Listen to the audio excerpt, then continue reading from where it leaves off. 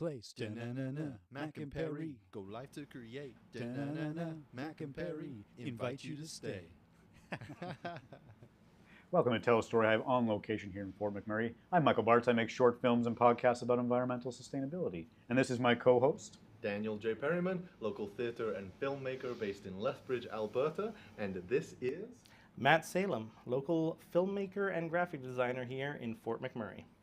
Great. Yeah. Well, thanks so much for taking some time to meet with us, Matt. Yeah, thanks so much for driving all the way up here to come and see me. Our pleasure. Yeah, we did come for other people too, but also for you. Yeah. Of course. Yeah, of course. Yeah, but we're really excited to learn about your creative practice and all your projects going on, and a little bit about Fort McMurray. But first, we have kind of some little icebreaker games to get to know each other. All right. Yeah. And this will be kind of outside of our creative practices, and yeah, it'll be fun. All right. Cool. So the first one we do is a little bit of trivia. How are you at trivia?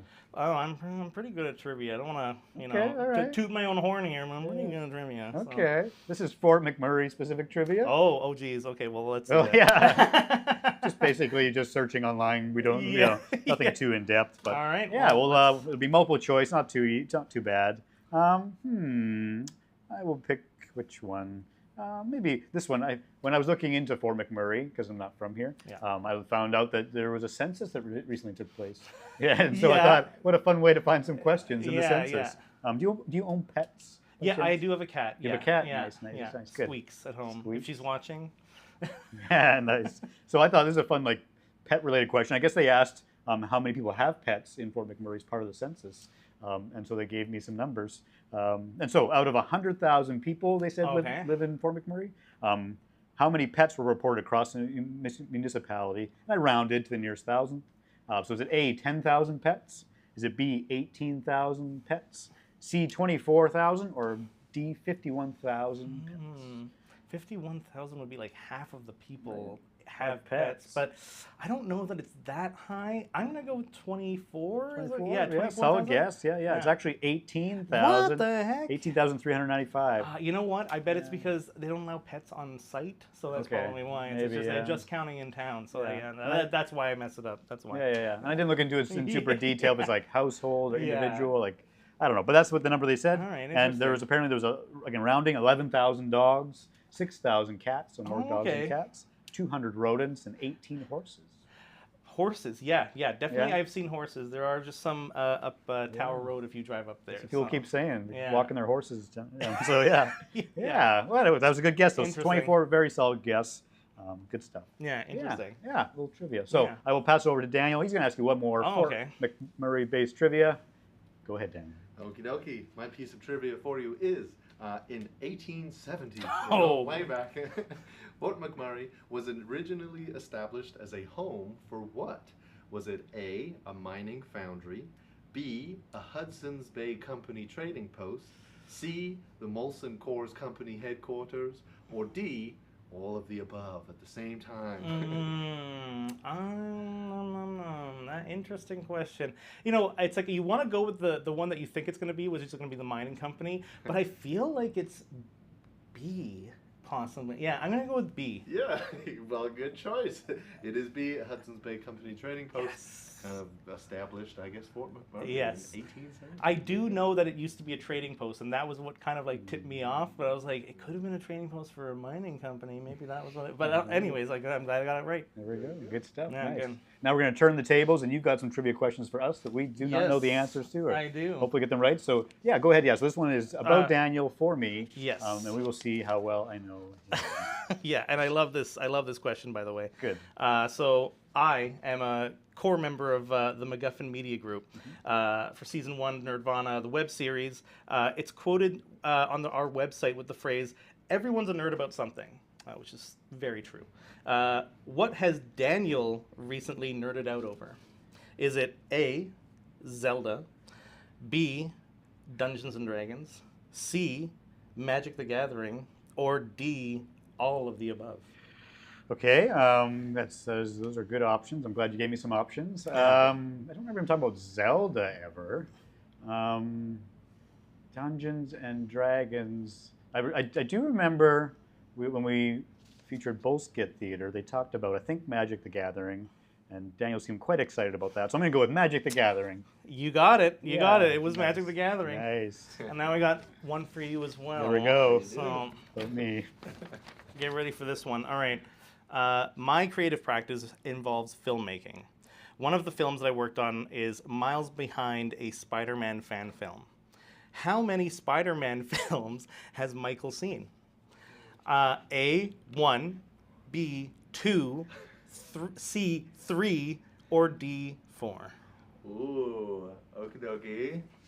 I feel like I know Michael isn't super into like the fiction Spider-Man realm, but maybe he would just surprise me and he's seen all of them. Could have. But I feel like you might have seen one and then given up on it, so I'm gonna go with A, 1. You're right. Yes. Bonus question though. Okay. Which one? Are there any options? Nope. The options are the 12 Spider-Man movies that are currently out. There's a lot more I feel than like, 4. okay, I'm gonna try pick a Spider-Man that I think you would have seen, and I'm gonna go with Tobey Maguire. Like the first one? Yeah. You're right. That's Yeah. the one. Okay. Yeah, Yeah. 2002. Yeah, Yeah. yeah. Good guess. You guys do know each other. Yeah. There we go. Good stuff. Yeah, that's pretty good. Yeah, that's pretty funny. That's fun. Yeah. Good stuff. All right. We've got our trivia done. Next, we're going to do some this or that. And with that, we just have these questions we pull out of the hat. Okay. And they're just an answer on each. So it's like, are you a beer or wine person? And we discuss it. And we can all answer. So I guess you asked me that question. So we'll have you pull out one of the hat and I'll answer first. Right. And then we'll go around. All right. Okay. Donkey or horse? Yes. The classic donkey or horse question Yeah. that everyone always asks. Yeah. Yeah. Daniel can fill you in on why we asked this question. Yeah. But I would choose, I'm going to go donkey this time. Okay. I was thinking like, maybe because I like to hike in the mountains. And sometimes if I could just like have a donkey with Kind me. of a pack mule Yeah, yourself? he could just like, yeah. he could just like take stuff for me. Yeah. That'd be Could pretty be, cool. yeah. So I think donkeys are pretty sweet. So I'm going to go donkey this time. How about you? If you had to choose donkey or horse? You know, I'm a big fantasy lover, you know, like things like The Witcher and Legend of Zelda and stuff. So I think a horse would be the one. I want like a big, like a mare, they call them, to ride on through just a sprawling green field, I think would be really, really nice. So, Nice, good yeah. stuff. All right, and we'll throw it over to Daniel if he would rather have a donkey or a horse, and then he can Yes. explain why. Yeah. I'll explain why after. I guess I would go with horse, just because they are quite majestic. But the reason this question came up was because in the UK, I remember going to a beach and they didn't have horses for us to ride. They had donkeys for us to sit on the beach. On the beach. And so that's how this question came about. And I moved past that part of my life, so I would choose horse. You know, I never really imagined a donkey as a beach, critter walking around. That's very strange. But I'm glad you shared that with me now. Seems odd. Yeah, it's very we strange. don't have animals on our beaches. No. Yeah. And the animals that are there, you usually run from. So, yeah, pretty funny. Nice. All right, we'll get you to pick one, and then you can answer first. All right. I got one here. Swim or suntan? Oh my God! Anyone who knows me, who is watching this right now, knows that I have a fear of open waters. So I recently went to New Zealand, and I had to deal with that because you're on a giant island and surrounded by beaches. So if any of those friends who helped me out there getting over that are watching, I thank you. And I did learn a little bit about swimming in the water, but I never really went any higher than, that my head couldn't stick out. So I would definitely say suntan because I do get quite dark in the summer. So yeah, I would definitely go for suntan over swim. Okay. And how did you get used to swimming? Did you just kind of wade yourself in? I honestly, it was like I stepped in ankles first, and then up to my knees, and then up to the waist, and then at that point I'm like, okay, it's getting close there. But the waves over there are huge. Even just like on the beach, it's huge. And on top of that, everywhere you wanted to go, we had to take a boat. So I would be like sitting there, like almost bending the metal of the edge of the boat, just watching like, oh yeah, it's so majestic. Feels so nice to be on this giant boat with you guys. I'm so glad you brought me. But I feel like I had so much like exposure to it that eventually it just it didn't seem as daunting anymore. So yeah, like swimming is something that I'm just kind of getting back into now. And but suntan, I definitely like to do that because I get pretty dark. I'm half English, half Persian. So okay. I turn a lot more like my dad in the summer. So Yeah. so what about yourself? Yeah, for myself, I would probably say swim. I'm not like a crazy strong swimmer. If I was in New Zealand in the ocean, I definitely would swim. Oh yeah, but, it's so nice. yeah, I like to generally be outdoors and active, so Yeah. not so much about sitting around suntanning. Yeah. I'm trying to protect my skin, so I'd be Yeah. out probably diving in the water. Yeah. Yeah, how about you, Daniel? I would say suntan, just because I think I've been doing more of it this summer. Just hanging out with people I love and being in the sun has been really awesome. So Nice. I'll go with suntan. There we go. Yeah. Yeah, no wrong answers. We're just Yeah. learning. All Let's switch our games Okay. to our tumbling towers. And so yes, with this, it's the tumbling towers game. Just a refresher, you can't technically pick from the top three. Okay. And we're not too sticky about like poking around, like not the first one you touch, but Yeah. pick a loose one, put it on top, and each one corresponds to an open-ended question that we'll all be answering. And if I knock it all over, I have to answer all of them. All of them at once. All of them at In order. once, in order. Jeez, rapid fire. Okay. Yeah. So why don't you go first? Why All not? right, cool. I'll just go for. Nope, not Yeah. not that one. Yeah. I'll go for There you this go, nice one. loose one. Yeah. Oh boy, already unsure about that. There we go. Okay, 29. 29. Who is an artist you could listen to on repeat? Oh, geez. Or genre? Like, are we talking music or are we talking like podcasts? Because like. Yeah. Go ahead. I'll leave that to you. I mean, I'm a big 2000s rock fan. I listen to a lot of music while I work. Maybe not so much when I'm editing film, but I do a lot of graphic design. And when I'm sitting there, in Photoshop, like I'll have, like The Offspring on, or like Linkin Park, or Evanescence, even like a lot of those things from then. But like now. Anyone who is watching and knows me knows that my favorite band of all time is a band called Gunship. They're out of the UK, and they are kind of like this synth, retro synth band, and I just love their music. And actually, they just teamed up and did a song with Evanescence, which was like so good. If I ever got the chance to see them in concert, I absolutely will. But I've listened to every one of their albums, every one of their songs so much that anyone who's been in my car is just sick of it now. So so yeah, I would definitely say Gunship. Nice, good stuff. Yeah. For myself, I generally like folk music, I guess. If I had to choose a genre, I'm not really big into music, but the artist that comes to mind is a Lethbridge-based artist. His name is John Warren Hannon. Nice. And I just remember seeing him as there's a place called Fort McLeod. Oh, it's easy to mistake that for Fort McMurray. Yeah. And for the name. And I saw him at the Empress Theater, and it's just such like a poet with his music and his lyrics. Yes. I just loved him. I just loved his vibe and everything. So I always like listening to his albums. Well, I just bring it up because you brought up Fort McLeod. A little piece of trivia for you out there. It's where they filmed a lot of The Last of Us, actually. And the Ghostbusters. Show. And Ghostbusters, yeah. Actually, we'll get into it later, but I have a connection to that as well. I guess we'll see what you're up to. So. Yeah. Absolutely. One of my favorite artists to listen to is Russ. He's an independent hip-hop artist, and he has a massive catalog of music, so I can just put him on shuffle, and I know I'm going to love his music. And I do have a question from the audience. Whoa, this boy. is a first. Jeez, I am so afraid of what is about to happen.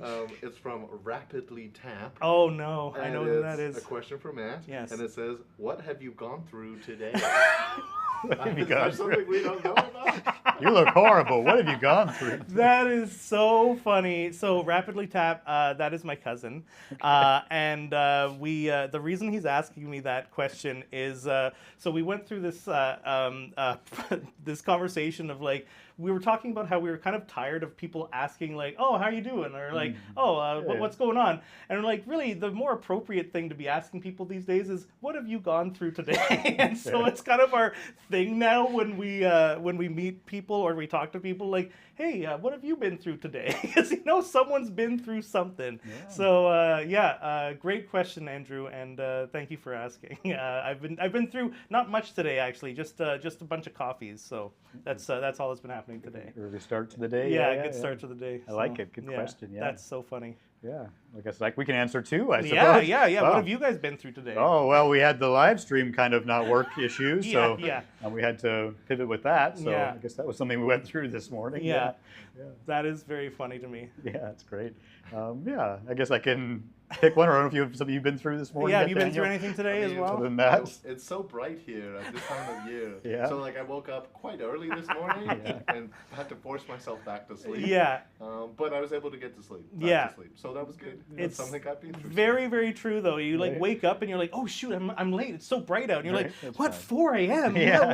What is happening? Yeah. So yeah, I totally get that. I mean, we get it at night too, where me and my girlfriend will be sitting there, and she's like, do you want to go for a walk? And I'm like, babe, it's midnight. Yeah. And it's like, what do you mean? Yeah. I totally get that. Yeah, very disorientating. Nice. All right. Well, I've got maybe time for one more tile. I think it's right. my turn to pick. Oh boy. Yeah, I know. It's got like that pivot right in the center there, right? It has fallen over once or twice. We don't want that to happen again because right now we're tied. Yeah. 34. What All is right. 34? What's one thing that totally blows your mind? Oh my God, totally blows my mind. Yeah. I would say some of the VFX artists in Hollywood today, and some of the things that they get to pull off. A lot of people will tell you if you get into film, you'll never watch a movie the same way again because you're constantly watching things and you're like, oh my God, how did they do that, Sean? It's like, oh, or you'll be like, oh, I know exactly what they did to make this work. But sometimes you're watching like some of these VFX in some of these new movies and you're like, oh my God, like how does someone even come up with the idea to do this like effect or something, just so stand out that you're just like, it's just so blown away by it. You're like, I have to go home and like figure out how someone did this. And actually, a good example of that is some of my friends and I went to Disneyland last year, and while we were there, we went on this ride. It was like a Star Wars ride, and I remember getting off and we're like, how did that ride just work? Like we were so blown away by it that like we got off. Me and my buddy Steve were like pulling out our phones, like what just happened to us? Like where did we go? Because it had like this whole thing where you're in the ship and you land on like the this planet and you're looking around. You're like, how did we get here? Like we were like I didn't feel the ship move or so things like that like really blow my mind and so I would say definitely like certain levels of special effects. So. That's a great answer. Yeah. What blows my mind? This might sound like a simple thing, but I think that's why I just find it so fascinating. I'm sure it's like just engineering and stuff, and I think we just take it for granted. Yeah. But like flight, if you're like on like a 747, it is there's a like miracle. Thousands of people, and they're all connected to Wi-Fi somehow. I'm like, how is this? How is this thing flying? Yeah. How we It's weigh waves. so much Yeah. up here? How are we It's in just- the air it's right physics, now? but I don't know. I just couldn't like if they said, Michael, make a plane, I'd be like, I don't do know. it. I have no idea. I would just be watching those like old like 1910 Yeah. videos of how like those like Yeah. exactly all of like collapsing before they even lift Yeah. off the ground. That would be my plane. to fly, yeah. Exactly. Trying to flap Yeah, or yeah. something. So I totally get that. Right? It's a pretty thing we take for granted It nowadays. is. It's just one of those things, and then like people are like, mad when it's like taking too long. Right. You're like, is this a miracle that this is happening? I don't know if you realize it's a miracle. It's amazing. So And the coordination anyways, Yeah. we talk about it a lot, so I will pass over to Daniel if Yeah. he has something that totally blows his mind. yeah. Yeah, the first thing that came to my mind when you talked about filmmaking Yeah. is actually just like the inside of cameras. Yes. It's just like there's stuff in there that I have no idea how it actually like works and I have a lot to learn there. Yeah. First of all, and I think it's just crazy that we can capture real life and then replay it for ourselves exactly as it happened. It's true. Which makes me think of like memory and how we can alter our memories, but like Yeah. video is. It's that's what very happened. true, honestly. Like, how is this piece of glass that's looking at me right now turning this into a video that people are watching on the internet right now?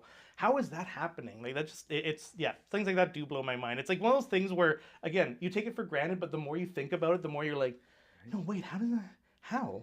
So, yeah, totally. Yeah, nice. Good stuff. All right. Well, I think that's all the time we have for this segment. So, it's been great to just get to know each other a little Yeah. bit. It's been fun. So, this has been Tell a Story Hives on location here in Fort McMurray. I'm Michael Bartz. I make short films and podcasts about environmental sustainability. And this is my co-host, Daniel J. Perryman, local theatre and filmmaker based in Lethbridge, Alberta, and this is...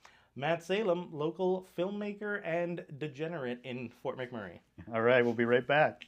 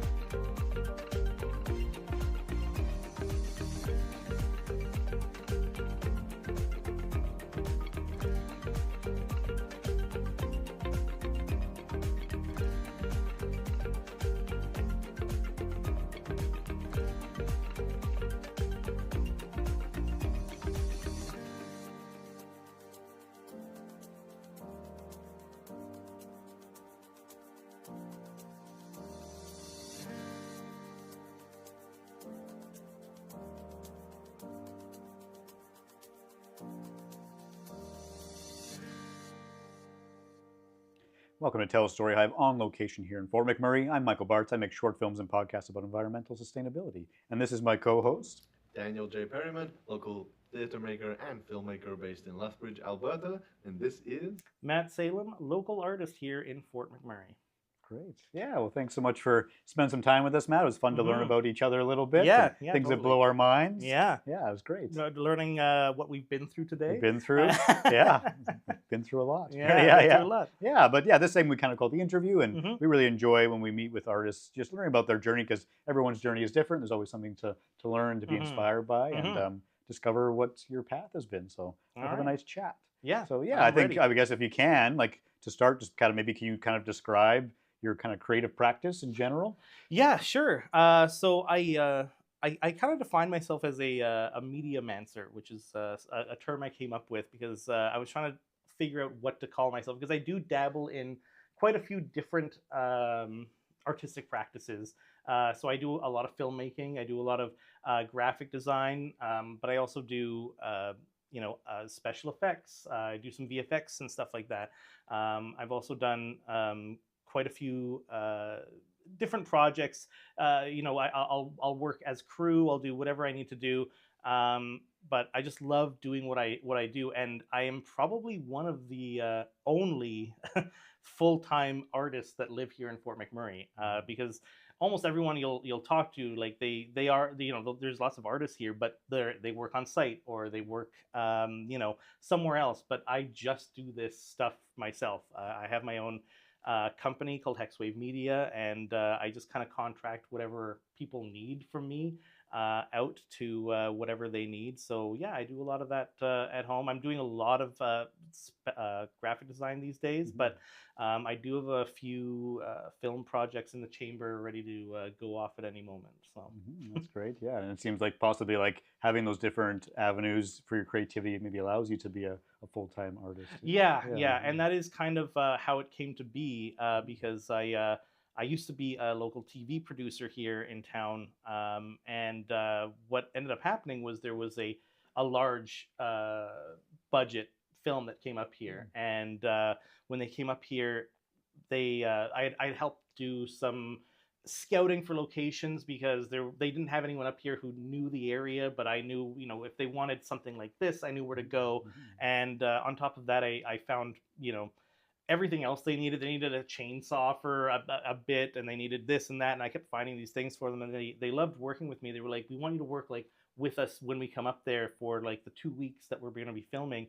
And I remember asking like the company I was working for at the time, like, can I take the time off, because I feel like I'm a TV producer, like I could really learn from working on site, and they wouldn't allow it. They were like, if you want to work somewhere, you have to like resign. And so I came up with this, I was in this dilemma where, do I want to keep working for this company, or do I want to like keep evolving myself and like learning new things? And I ended up just resigning and going and working on this film, and it was like the experience of a lifetime. They hired me on as one of the assistant directors for all of the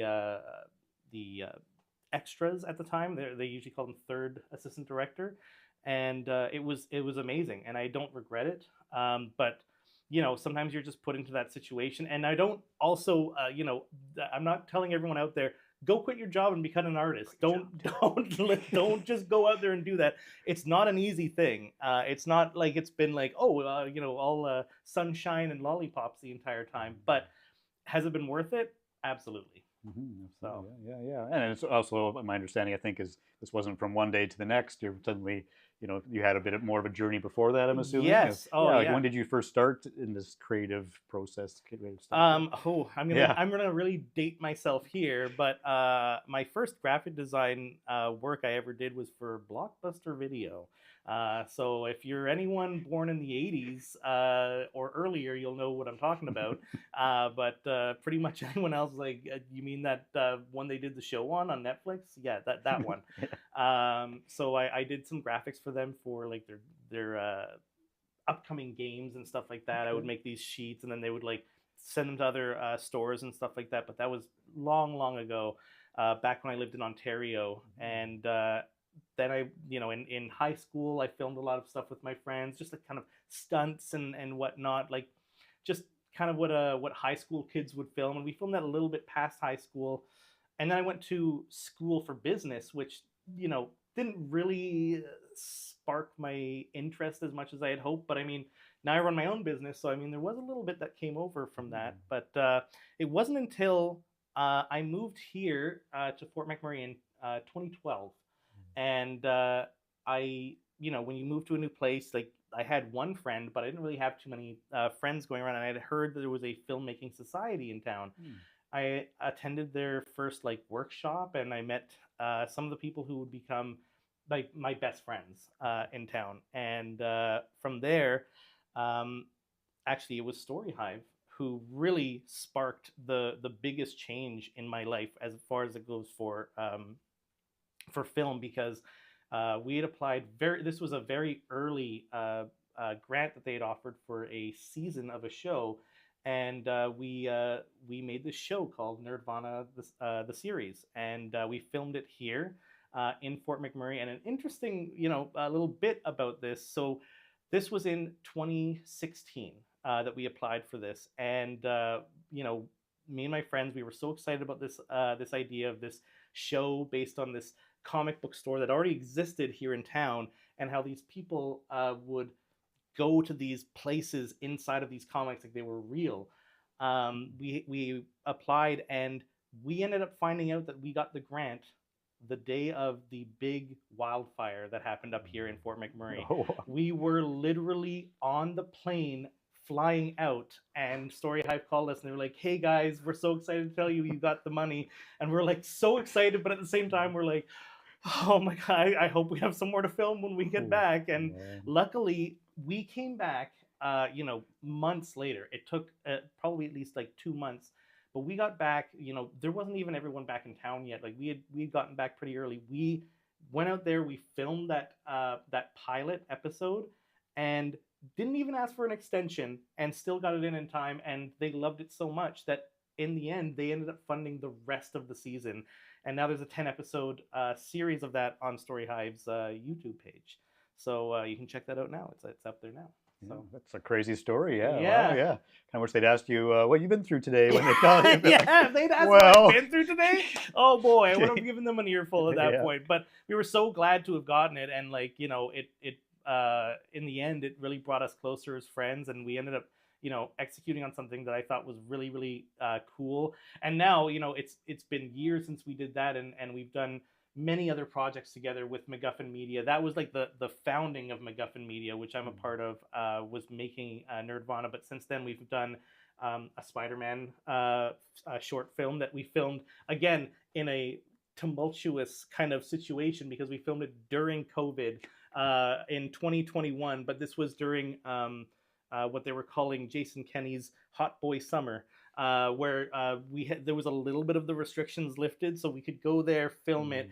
And this is where I was going to bring up, one of our biggest set pieces was we got a police car for this thing. We rented one, and when they brought it to us, they told us, they were like, "This just came off the set of The Last of Us," and there was still you could still see there was handprints all over the car, probably from zombies or something like that. And that ended up being such a perfect timing thing for us, because at the same time they were filming Spider-Man No Way Home at it was just about to come out, and everyone was excited because they were like, "Oh, I heard there's going to be all of the Spider-Men in this movie." And so when people saw us in the streets of Calgary, which is where we were filming this, because we needed a place that looked kind of like New York City, and there's just not enough towers here in Fort Mac to really sell that. So when we were closing off a back alleyway, people were crowding around, and they're like, is this really Spider-Man? I'm like, yeah, this is really him. And it was funny because one of the guys who plays Spider-Man, Andrew Garfield, was filming something in Calgary at the time. He was filming a different movie, and someone's like, "I just saw Andrew Garfield around the corner." And I'm like, yeah, he's with us. Yeah. He's totally with us. But honestly, I'd want to say one of the most touching moments happened when we were filming this thing, and it's one of those things that it reminds you why you get into the industry and why you want to keep doing this. And it was So Miles Behind, our thing follows Miles Morales Spider-Man, which if you've seen the Spider-Verse movies, you kind of know, but we know that he's only seen the one Yeah. Tobey Maguire movie. We had the Miles Morales Spider-Man filming with this, and I'll never forget this family that drove up in this van. They were from Montreal, just visiting, and their kid like was wearing this like Spider-Man shirt. Mm-hmm. And I remember he came up to me because I was PAing at the time for this, and he was like, "Is there any way I could meet Spider-Man?" And I was like, "Okay, let me just give me a sec." And I remember walking over to our actor Eb Mensa, who's making it big in Toronto right now, Eb. I told him, I was like, there's some kids who like want to meet you over here. And so he goes over to meet this kid, but this kid was so shy. He was like in the car and he was like afraid to like go out. So he like rolled down the window to get a picture with Spider-Man. And it was so cute. But the best part about it was about 2 hours later, this family comes by again. And he's like, "Hey, we were just here a little while ago. My son, he met with Spider-Man." And we're like, "Yeah, what was something wrong?" And he's like, "No, we went straight from here to Staples, got the photo printed, and we were hoping that Spider-Man could like sign it." And I remember walking up to Eb. He was like, he had taken the mask off because he'd been acting like the whole time. So he had like the Spider-Man mask off. And I told him, I was like, "Remember that kid you took a picture with at the car? He has a photo of you with him at the car that they just printed, and they wanted you to sign it." And I remember him looking at me going like, "All right." And pulls the Spider-Man mask down, and he goes over and signs it. And like, it was just the cutest thing you could ever experience. And that was one of those times where I'm like, this is why I want to do this kind of stuff. Like, this was such a magical moment. So yeah, since then we've done a few documentaries, and we just finished wrapping on our most recent one, Rendering Visions, which was about Arts Inc. and boldly asking the question, what does it take to, or do you consider yourself an artist? And what does it take to become an artist? And so that's another Story Hive project, and it's just doing the circuit right now, the film circuit, but that should be coming to their service pretty soon. Cool. Yeah. Well, yeah. Thank you for sharing that story, especially about the Spider-Man. That's very touching. That's lovely. And yeah, I'm curious. Like, so yeah, I'm getting a bit of a sense of like MacGuffin Media and what you've been up to. But yeah, I know like Nirvana was several years ago. But yeah, what's that been like to like start with that project and grow in that, let's say, the film industry? What's that been like for you? It's been really crazy. I remember for Nerdvana, the series, we'd put that into a lot of film festivals, and some of them we got calls back. Some of them we didn't hear from ever. But one in particular I remember we got into was Miami Web Fest, which was like a film festival just for web series like this. And so we got to go to Miami to go to this like film festival, which was just unreal. Like, it was so cool getting to go and check this stuff out with my friends who worked on it with me. One of them actually that you're going to be interviewing soon, Zach Barrett. So maybe bring this up to him. When we were in Miami, and we're walking around the beach, and Zach he's been a good friend for a long time, and I love the guy, but he has a very specific look, and you'll see he is very like I always associate him with the steampunk aesthetic. Wears a lot of like leather accessories, and one funny thing that came up, and we reference to him quite often, is when we were getting subtitles done. We were getting like subtitles in different languages done for Nerdvana, and we were getting them done in Spanish because there was a time, and again, this was affected by COVID, so we didn't end up going, but there was a time where there was a film festival down in Mexico that wanted us to come down and like be at this like convention and stuff, and we were like really excited about it, but we were trying to translate everything into Spanish, and they didn't know exactly how to translate Zach's name because of the way it's spelled, so they kept translating it into the man in leather. Like, it was so funny seeing this guy in Miami dressed in leather, and it's like 30 degrees and like humid, and I'm just dying. I'm like, I don't know how you're alive right now. But it was such a fun time down there with those guys, having burritos like every single day, and yeah, we got, and then you know, for Rendering Visions, we were in a film festival in New Zealand recently, in Whangarei. I dare you to try and look that up and spell it correctly, by the way. In Whangarei, and we got to show it to those people, and then do a little Q&A on stage with people in New Zealand, which was amazing. And there's a video online of it. Because someone was asking, you know, when they're watching the film, they were like, how do we, you know, encourage arts here in New Zealand? And I, you know, not without getting angry, almost lost it, because I was like, you guys are living in the most beautiful artistic place I have ever seen. Like, everywhere you look is the most majestic shot of anything I've ever seen. And I was like, I wish we could even get to this point, because like even walking in there, there's murals everywhere you see, like even you know, giant buildings built by artists that like you would never see. It looked like almost like something out of Dr. Seuss.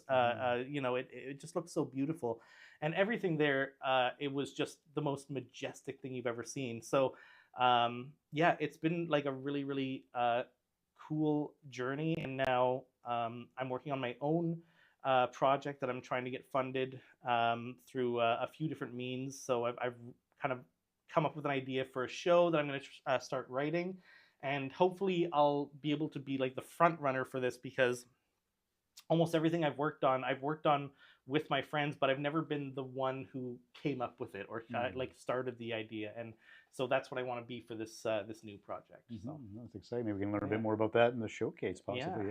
There's lots we could talk about for sure.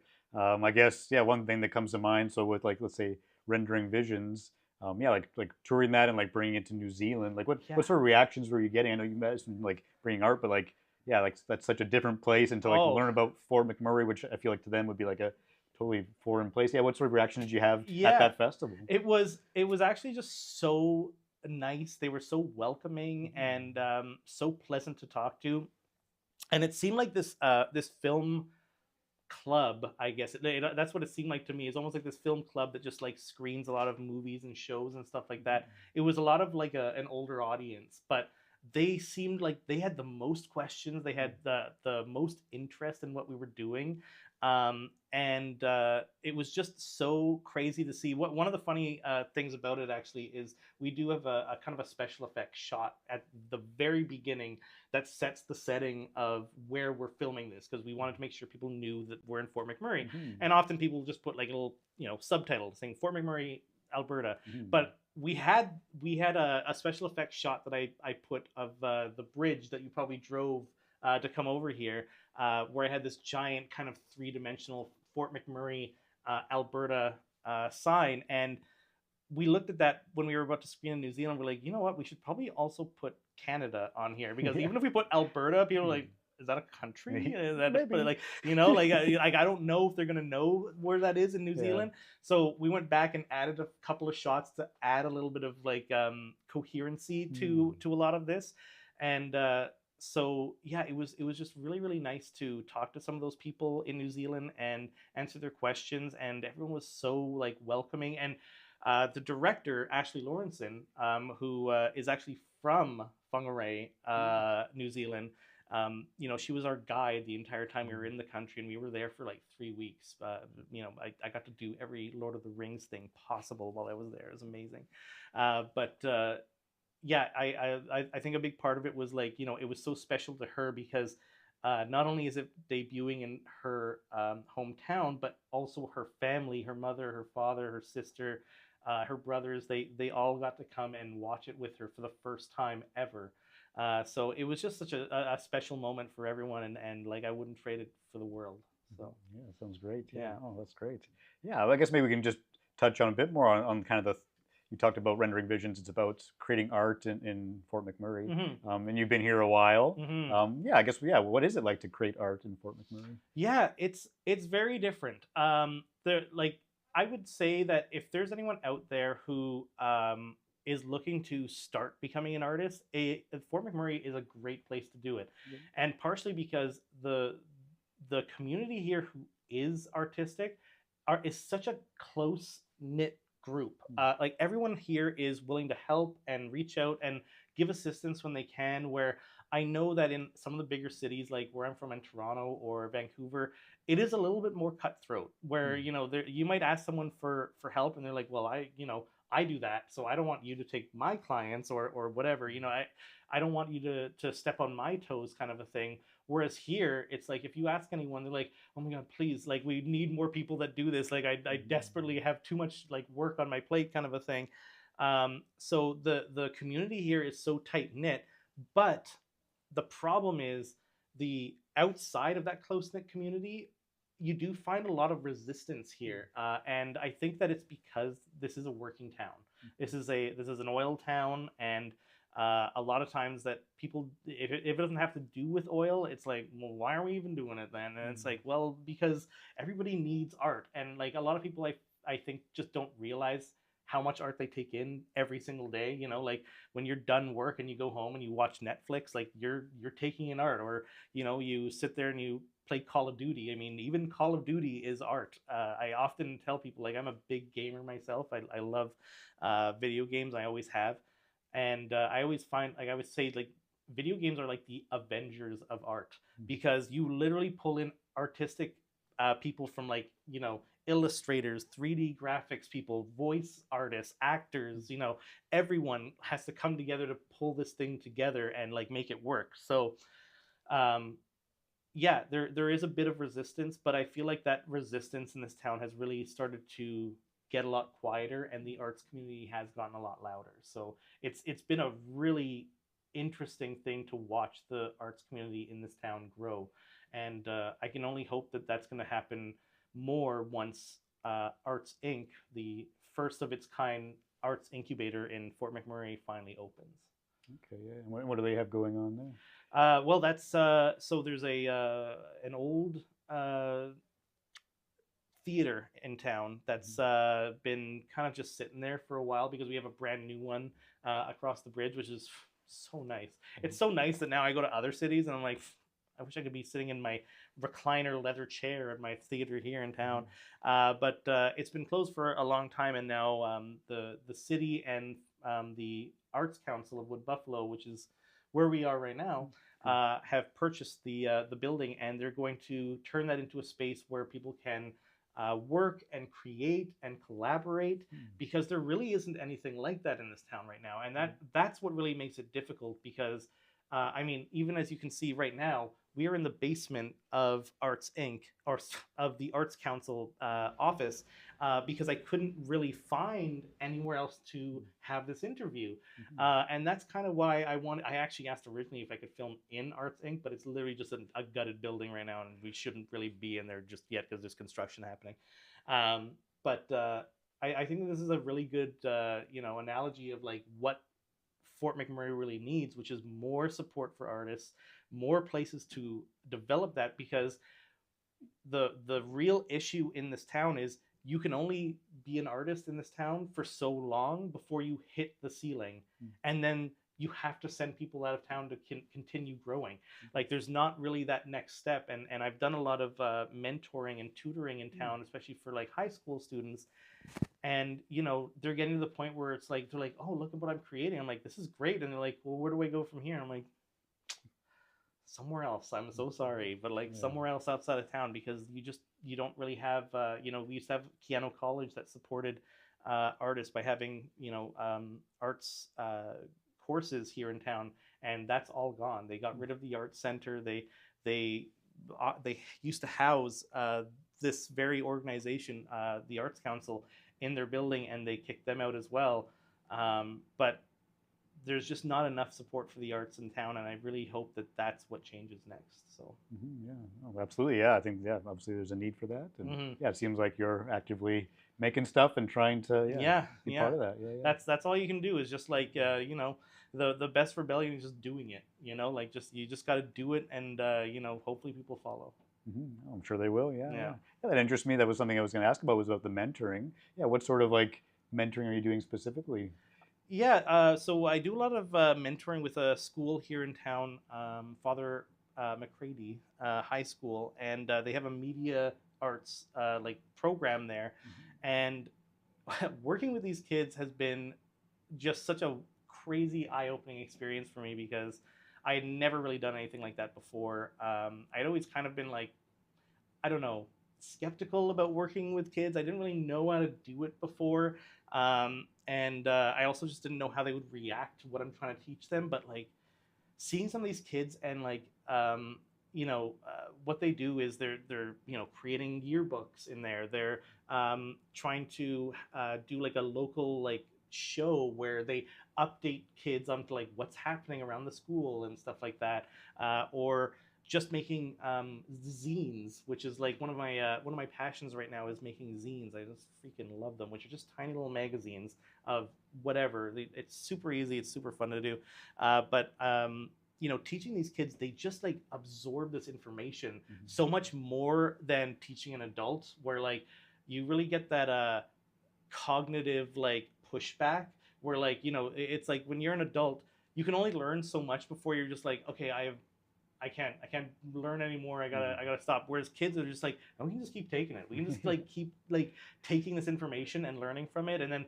I show up the next week or next month, and they've like totally done this thing that I like described to them only a little bit ago. And we've done that with high school students there. We also did like a little summer kind of course over the weekend one year, where we just had a bunch of kids in a classroom, and over a weekend we filmed a short film with them, and we got them to choose what they wanted to do it about, what the topic was, and what an unhinged experience it was in the end, because they wanted to make this horror film about a chair that like is trying to kill the teacher or something. It was just hilarious to see what they would go to, rather than us saying, okay, we're gonna come in and this is what we're gonna do. It's just so interesting to see what they wanted to make once given the chance, and then they acted in it, and we helped them develop it. So stuff like that I find just so rewarding, because they you get to see that growth so much quicker than when teaching an adult, I guess. So yeah, it's been really, really fun. It does sound fun. Yeah. Has that mentoring? Have you ever like learned anything through that mentoring? Oh yeah, like especially kids say a lot of stuff that I feel like I'm just too old to understand now at this point. And learning what kids are into and what they like and what they find funny, very interesting to me, because I'm just like, I know that when I was in high school and I found this or that funny, and I'd go and like tell my parents and be like, what are you talking about? Like, what is this? And now I have become that, and like I'm seeing like we did work with some kids who we got them to develop a script, and I remember reading that script and asking everyone else in MacGuffin, guys, do you know what it is that they're even referencing? Like, who is this person? What does mid mean? Like, what are all these words that they're using? What are these things? And so that's been really interesting to see, and also just seeing.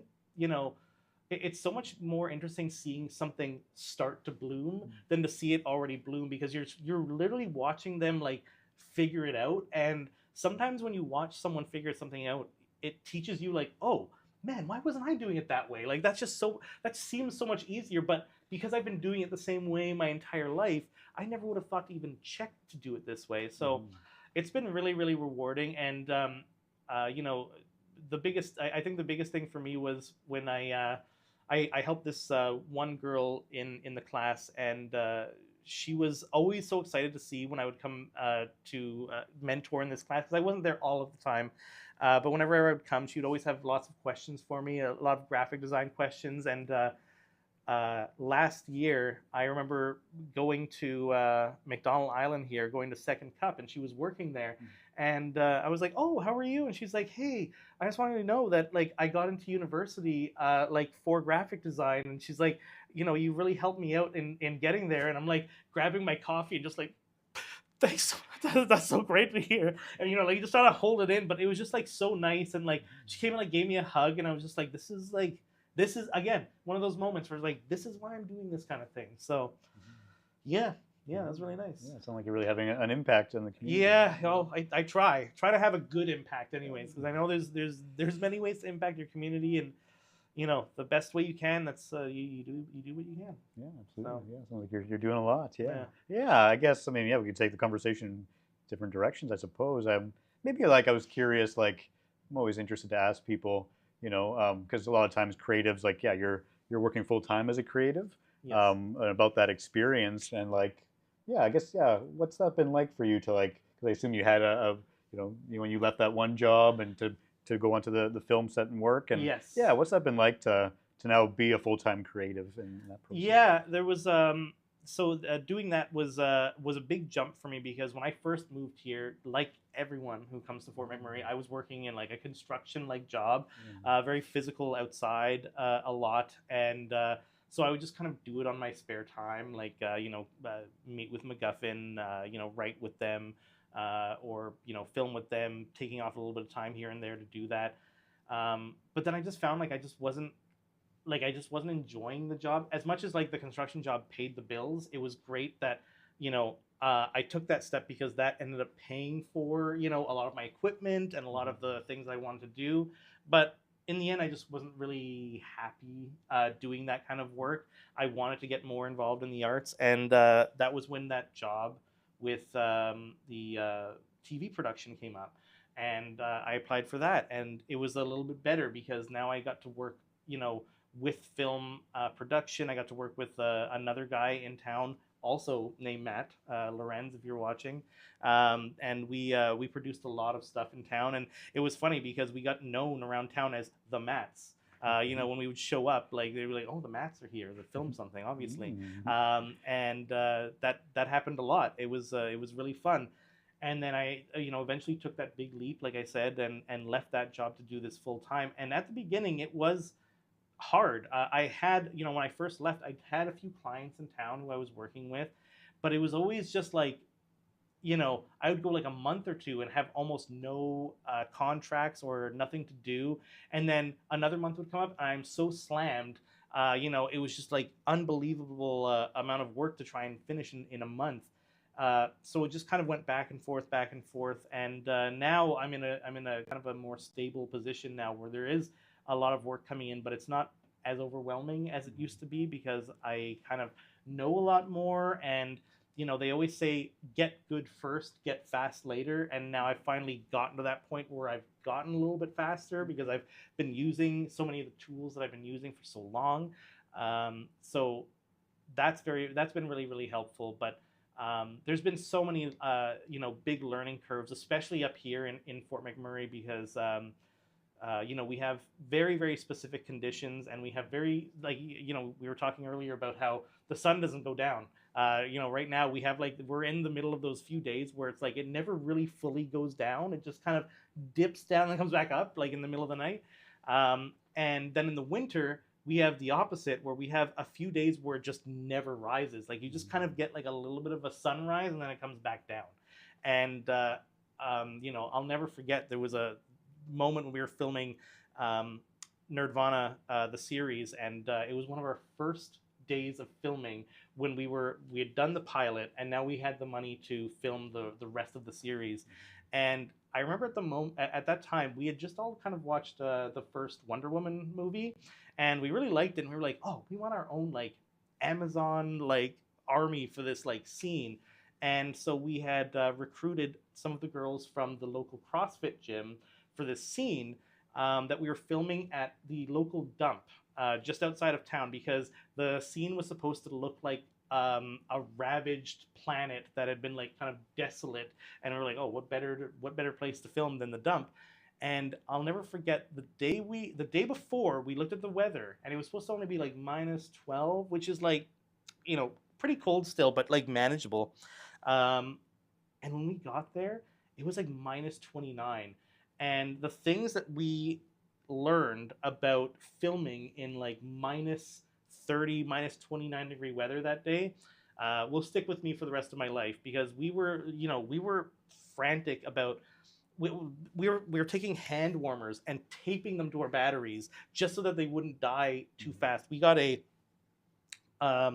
power generator and had to put it like 500 meters away so it wouldn't pick up the sound while we were filming, and run like a long cord into, you know, our cameras just so they wouldn't turn off.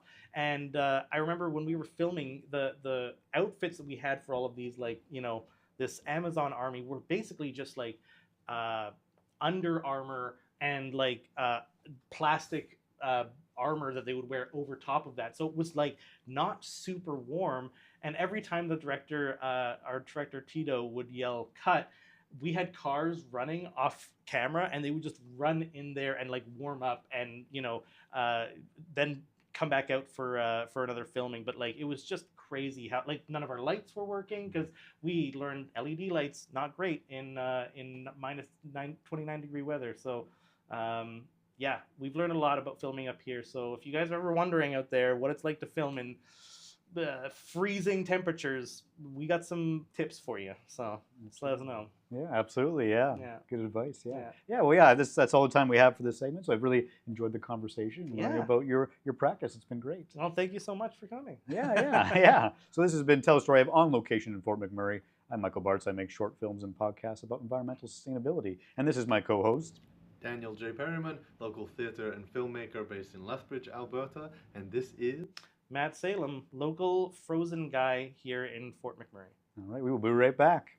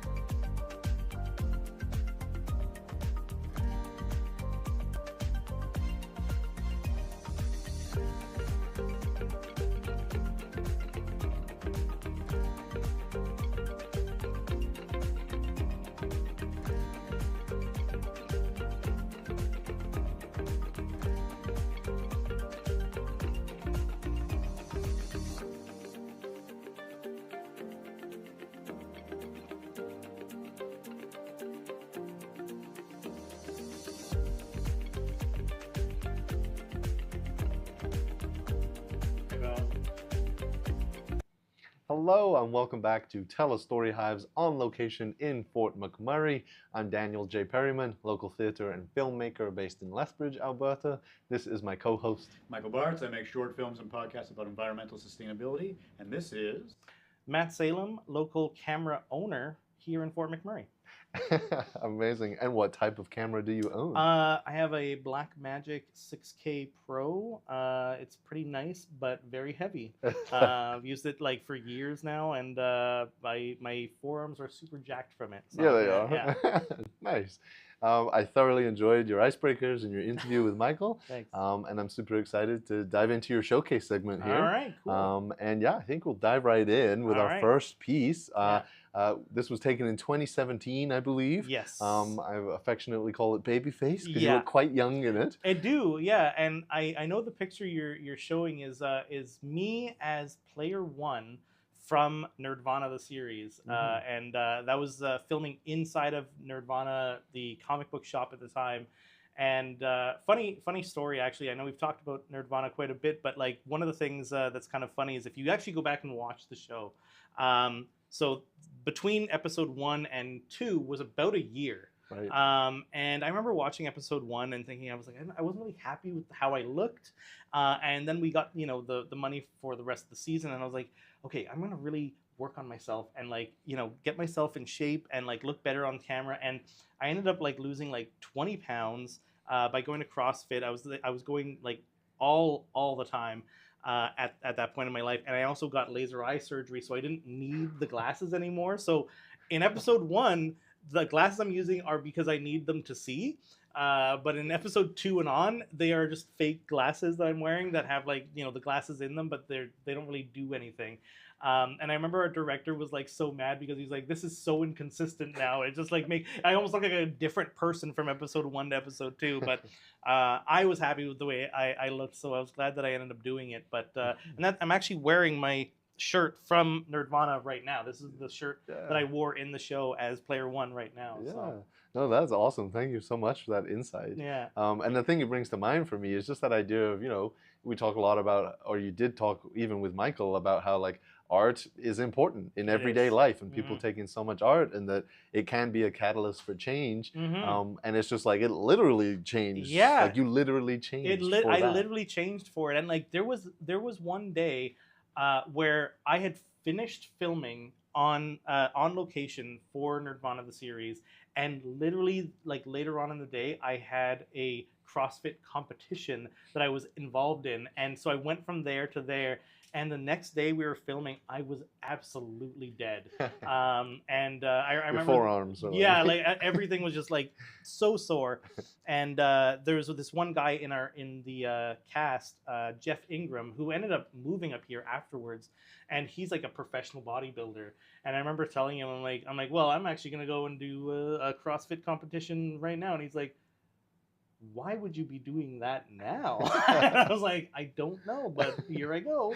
And so it was really fun. Like I loved filming there, and it was again one of those things where you just have to adapt to a lot of stuff because we even had a wild change near the end of the show where it was so cold on the last day of filming. We had to change the ending of the show so that we wouldn't have to film outside, and ended up filming indoors and building a brand new set the day before because it was like minus 31 outside. So we had this warehouse we rented, and instead of having this final like battle outside, we built what we called the back room of the comic book store where it happens.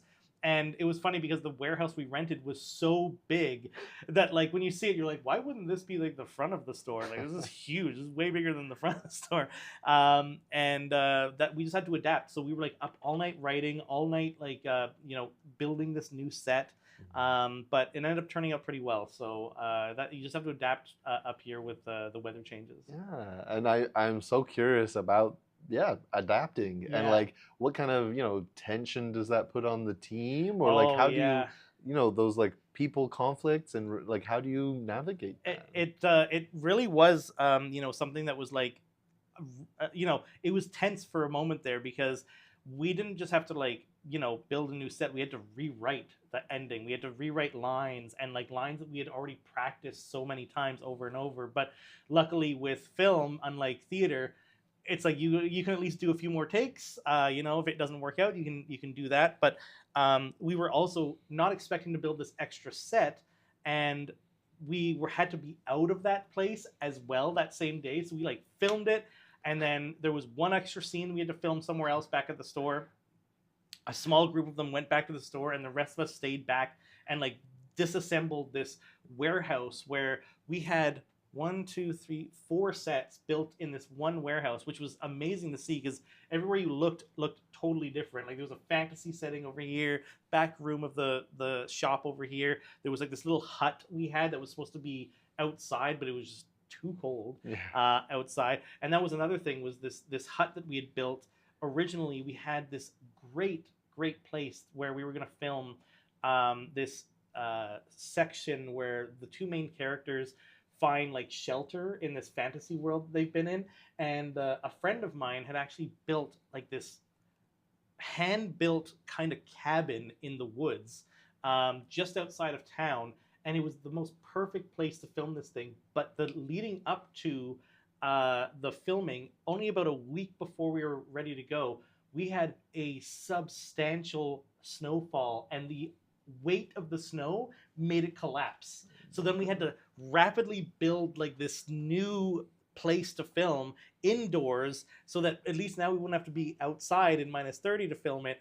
But now we have to like find something to like make this out of and like make it look like it was outside. So again, it was just another one of those things where you have to adapt to the weather out here. It's just so unpredictable. Absolutely, yeah. And I'm just like so curious, that like wrap party, or once you wrapped, what if you had to try and summarize what that feeling was? Because I could imagine it being bittersweet. Oh yeah, how would you summarize that? It was probably like 2 weeks of just hard filming, and we were like, okay, well, let's wrap, and like we all just wanted to just collapse at that point. We're just like, can we just have just a nap, just all of us just a nap right now, and then we'll figure it out later on. But it was you know, a lot of people, and I know that a lot of people that are in theater and a lot of people who do film like get this, but you get like these post production blues where like you kind of miss, like you've just literally been living in a fantasy world for, you know, weeks, and now you're like, I have to go back to reality, and it's just like, you know, it really kind of messes with your head, which is why, like, you know, side note, you know, roles like intimacy coordinators are so important now, because there are some people who have to get into a really intense character or a really intense situation, and they need that person to like help them break apart from that at the end of the day. And that was kind of what it felt like for us, is like we were in this fantasy world of like comic books and nerd fandom for so long that now we're like, now we have to go back to our real jobs and lives and stuff. Well, that's dumb. So yeah, that was kind of what it was like at the end of that. Amazing. Wow. Well, thank you so much for that insight on that piece, all from that photo. That's so amazing and like rich. You know? Amazing. We'll move on to one of the other photos we have, which was, when I received it, it was called, it was not me, but it was called Piece of Shit. Yeah. So hopefully we can see that. What can you tell me about this? So it's so funny because I remember sending this to you guys, and like I didn't look at the I didn't look at what they were called, and I'm like, I think I named them on a piece of shit. So this is me in our Miles Behind film. I had a very, very short stint on screen where my character just pushes the main character on the street. Like I'm just like not watching. I push him and he drops his phone and his phone breaks. And so I am literally credited in the the credits as jerk on the street.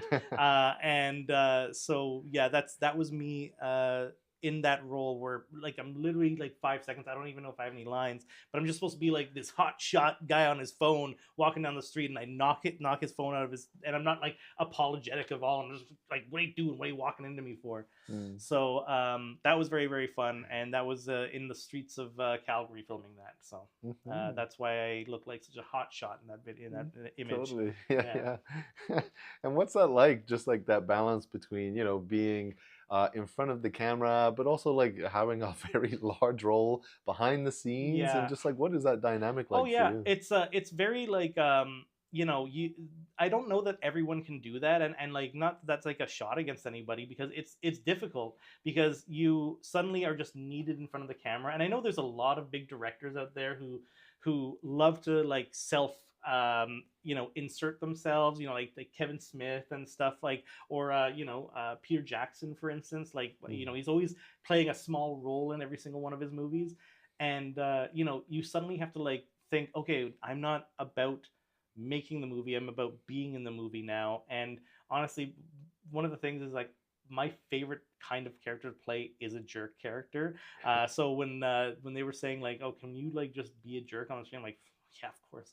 And I aside from this, I've done a lot of like theater as well, because in this town there's not nearly as much film going on unless we're making it, as there is theater, because we do have the Keanu Theater here in town, as well as the Suncor Energy Center for the Performing Arts. And so I had played in 2019 a character at we had a dinner theater here, and I played this character, Tony Biggs, who was the jerkiest character. Like, I loved it. I was supposed to be this online influencer that was just like, just so self-absorbed, but like also just so whipped by his wife, and he has like a daughter who just can't stand him. And it was so great doing that. I'd gone so far as to like create a fake Instagram account for this character and like do like photos with like some of the cast, and even make like fake business cards that I was handing out to people at their tables, and like it had the fake Instagram. And one of those rewarding parts was I remember walking past one of the tables, and I'm like, I wonder if this is real. And then like I see someone like going to their Instagram, like, oh my god, it's real, it's a real thing. And it's still up there somewhere. Tony Biggs like 316 or something, online on Instagram. But I love that kind of stuff, because I love being the over the top character if I am on screen. And funny enough, like player one in Nerdvana is very much the opposite. Like, he's very much like a background character who doesn't really speak until he does. And it was very much based on Silent Bob from Jay and Silent Bob, where Silent Bob doesn't say anything until he has suddenly like one giant rant in his movies. And that's kind of what I do as well.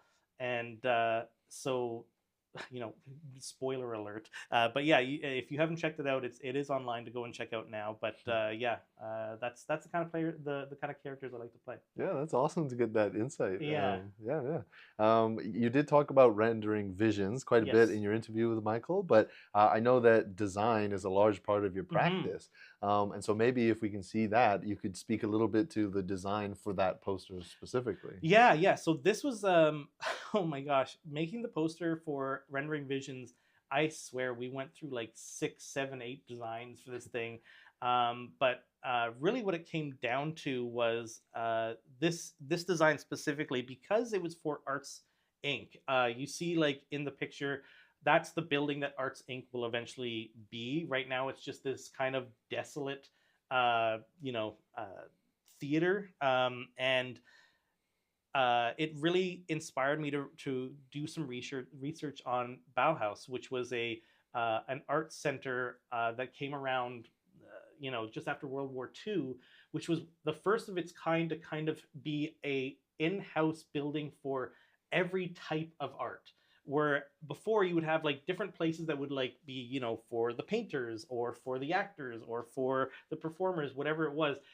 Bauhaus was the first one that really kind of like opened it up to everything. Anything you wanted to do, you could do it there.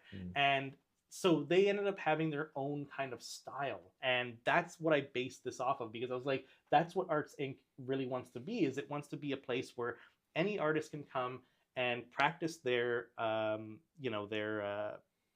whatever they're into, and, develop their skills. And so when I ended up going with this, there was paper ones where I had made like all these like paper craft things where there's like cutouts of like different artists. We also, like in the film, we have a lot of artists locally who submitted their art that we've integrated into it. So I had a bunch where I've integrated all these pieces of art, and it just didn't sit well enough until this idea of this Bauhaus kind of look, and like the themes that Bauhaus represented were like so perfect that we're like, this is what we're gonna end up going for. So if you do look up Bauhaus online, you'll see that this is very representative of that look, with those like kind of sharp, bright colors and such. So yeah, that's where that inspiration came from. Yeah, that's really awesome. And Yeah. is that usually the case for you, or is it a process of like just like fantasy brain, and you just come up with something yourself? Or? Honestly, there is a lot of it that does come up with fantasy stuff, but the process for me is really like I sometimes throw a lot of things at the wall and see what sticks. But with this one, I had a few different ideas of like, well, what if we did it representative of the artists in town? And then what if we did it representative of, the building itself? And then what if we kind of imagine what the building will look like inside? What if we did something like that? And then eventually it came down to, okay, what else is like this? And that was really where it came from. I was like, what other institutions are like this place that they're trying to build? And then when I found out about Bauhaus, I was like, oh, this is perfect. So yeah, it just kind of came to me like that. Nice. Yeah. I would love to touch very briefly on one of the other things you said. Yeah. And it was the "We Stand on Guard" poster that you made. Yes. What could you summarize for me about that piece? I love to talk about this, but yeah. So this is a poster I made. This is like one of my fan posters, and I love to make things, especially posters, about shows or movies that I wish existed. So We Stand on Guard is a comic book series, and it's a very short comic book series. If you're out there, you can get like literally one book with all of them. It's only like this thick, but it's a great comic book series about a war between Canada and the United States. And it is such a great like futuristic depiction. Like there's like giant mechs that both Canada and America have that fight each other. And I was like, with things like The Last of Us coming out and a lot of these other like, I had made this at like the height of like, Avengers and stuff coming out, and I was like, comic book movies are in right now, and I was like, what if I were to like make this and propose that this be a thing? So I had made this comic or this poster of this American flag hanging off of like a CN Tower that's like in a destitute kind of version of Toronto, and I loved the reaction that this gave to people, because people would see it, and even without knowing about the comic or about like what it's about, immediately they were angry. They would look at it and be like, I don't know what this is about, but I don't like that on there. Like it was kind of one of those things. Yeah. And that's exactly like the kind of reaction that you want, because like if you show anyone and they have an emotional reaction to it, like you've done it. Like that's the pinnacle of art, is like making people feel something when they see it, no matter what that feeling might be. And that was kind of like the thing was, I'll never forget showing my buddy Jay, who saw it, and he's never even heard of the comic books, and he was just immediately like, why is that on there? Why is that there? Yeah. And so anyways, if the creator of We Stand on Guard, or I put like Prime Video on it just because I was like, I don't know who else is gonna make it. I've made a few I made one for Skyrim, which is one of my favorite video games of all time. Yes. And I was like, what if they made a Skyrim movie? And I even like cast my own cast in it of like who I would love to see in it, and I would like tag them on Instagram, being like, hey, does anyone want to make this, and I'll do the poster for it. So yeah, that kind of stuff. I love doing posters for things that don't exist yet, and so yeah, I've done tons of ones like that. Like Valheim is another game that I play, and I did a poster for that as well. So yeah, that's my thing. Is I love to make alternate reality posters. Yeah, that's so amazing, and I get that sense of the like play and imagination from you in relation to that, and I think that's really awesome. Oh, thank you so much. Yeah, I mean, honestly, if you haven't checked out that comic book, I really recommend it. I don't read that much comic books, but I have read that one over and over, and it's made me, addicted to Eat More bars. You ever had an Eat More bar? They're like the most basic like chocolate like bar, but they're Canadian, and there's this part in the comic book where there's like refugees from Canada, and this guy like he walks up to this girl who's like a refugee, and he's like, hey, you want a piece of freedom. You want to taste a piece of home, and he like pulls up this Eat More bar, and I think about that scene in that comic all the time. Whenever I'm like at the the grocery store looking at the choices, the hundreds of choices I could have for a bar, I think about that refugee handing that Eat More bar, and I'm like, I could go for an Eat More right now. So yeah, highly recommend We Stand on Guard. Check it out. I do think that's the time we have for this segment. So thank you so much for all the amazing insight. Thank you. Yeah, no, this was really fun. So thanks so much. Awesome. This has been Tell a Story Hives on location in Fort McMurray. I'm Daniel J. Perryman, local theatre and filmmaker based in Lethbridge, Alberta. This is my co-host, Michael Bartz. I make short films and podcasts about environmental sustainability. And this is Matt Salem, local film enjoyer from Fort McMurray. Thank you so much for watching.